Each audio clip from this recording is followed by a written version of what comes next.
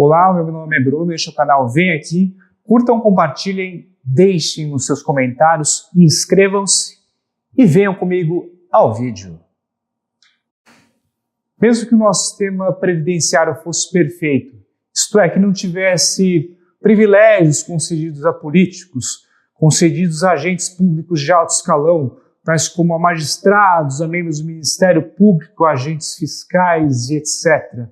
Ainda que as empresas devedoras pagassem todas as suas dívidas previdenciárias, ainda assim, o regime previdenciário geral estaria fadado ao fracasso. E agora eu lhe explico o porquê. O sistema previdenciário atual brasileiro adota o método geracional. E o que basicamente significa isso? De uma forma simples, isso significa que a camada social economicamente ativa, isto é, aquela que trabalha e que contribui para a previdência social, contribui não para si, mas tão pura e simplesmente para pagar os benefícios daqueles que já estão aposentados. E qual exatamente é o problema nisso? Vamos a um primeiro ponto. Contribuições devido à Previdência. Basicamente são duas. A primeira seria a contribuição previdenciária devida pelo próprio trabalhador. Não sei se vocês já viram em seus olerites. Existe lá uma retenção de INSS que vai de 8% a 11%, limitado ao teto da Previdência Social, né? Essa seria a contribuição do trabalhador. E também existe a contribuição patronal previdenciária, que é de 20% da folha de salários, sem limitação de teto previdenciário. Ora, se um trabalhador que ganha o teto contribui com 30% dos seus rendimentos, conclui-se, logicamente, que para se pagar uma aposentadoria pelo teto, são necessários mais de 3 trabalhadores. Vamos então ao ponto 2. De acordo com as estatísticas oficiais, IBGE, a taxa de fecundidade da mulher brasileira é equivalente à taxa de fecundidade da mulher belga, de 1,77 filhos por mulher, né? E o que significa isso do ponto de vista previdenciário?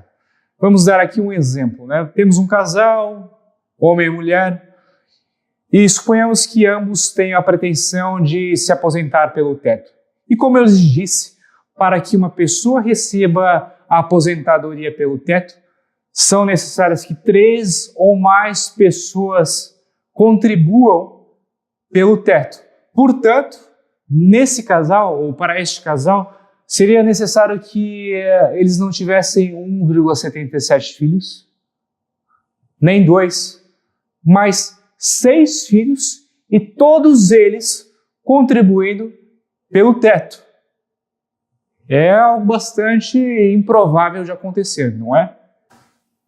Agora vamos ao ponto 3, que é ligado umbilicalmente à evolução das tecnologias, principalmente do desenvolvimento de novos medicamentos, do avançar da medicina, da criação de novos equipamentos, diagnósticos e etc. Né? Elementos esses que foram capazes de elevar a nossa expectativa de vida. Eu creio que hoje no Brasil os homens, em média, têm uma expectativa de vida próxima dos 74 ou 75 anos e as mulheres se aproximam dos 78, 79, chegando aos 80 anos, né? Os nossos índices são bastante parecidos com aqueles existentes na Europa e também nos Estados Unidos. Mesmo nas regiões mais pobres aqui do Brasil, Norte, Nordeste, apesar dos índices parecerem bastante aquém daqueles verificados no restante do país, especialmente no Sul, os valores meio que enganam um pouco a percepção real das coisas. Isto porque a expectativa de vida hoje é calculada com base em todas as ocorrências de morte que venham a ocorrer, né? Então, portanto, estados que tenham maior mortalidade infantil, isso ocorre bastante no Norte e Nordeste, terão um índice prejudicado por conta dessas mortes ocorridas, por exemplo, antes dos 5, 10 anos. Mas para fins previdenciários, nós devemos considerar apenas a expectativa de vida daqueles que atinjam uma idade suficiente para aposentar. Hoje, no mínimo, uns 50 anos de idade, né? Portanto, mesmo nesses estados mais pobres, o índice ou a expectativa de vida não é tão ruim quanto parece. Aliás, ela é muito parecida com a dos demais estados. Bem, e qual seria o efeito colateral do aumento da expectativa de vida sobre a Previdência? Bem, ele é bastante simples e evidente, né? Quanto mais a pessoa viver após a sua aposentadoria, mais ela vai custar para os cofres da Previdência Social.